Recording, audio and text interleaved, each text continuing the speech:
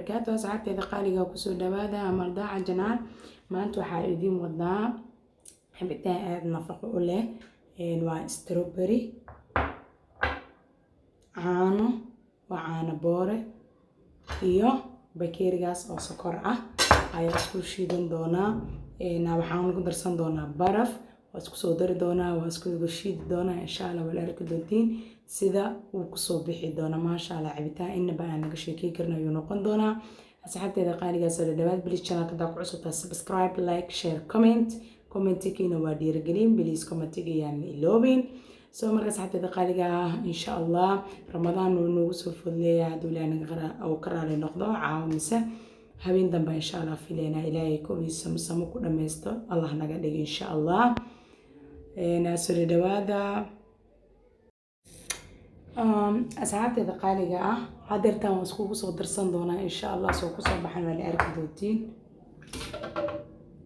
هذا strawberry شوي سكرت انت سريسكا كريم مفيد عانا واكنا افرقان دواي ان شاء الله بي ايا كدري دونا دنا واسكو سو نقن دونا ان شاء الله marka kana asxaabta qaaliga soo darsanay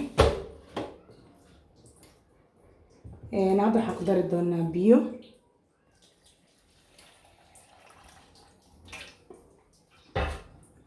شاء الله مرك هدرتان وشيدين إن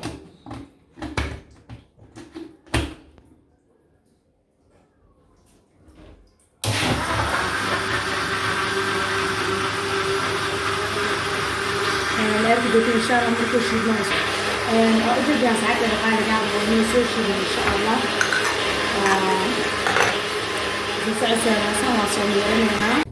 asxaabta qaaliga waa kaasa qashirkaas waa ka soo miiray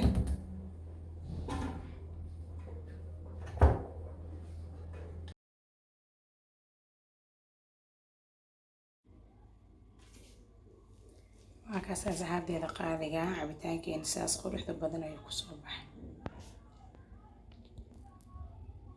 lagama sheekeen karo inaba caadi ma ahan macaanka kaaga daray dhadhanka ninkii koobkaas caawaan ku dhaay wax kale ma baahno caana ku jiro waa kaas wax walba way dhameystiran yihiin ma sha Allah kaas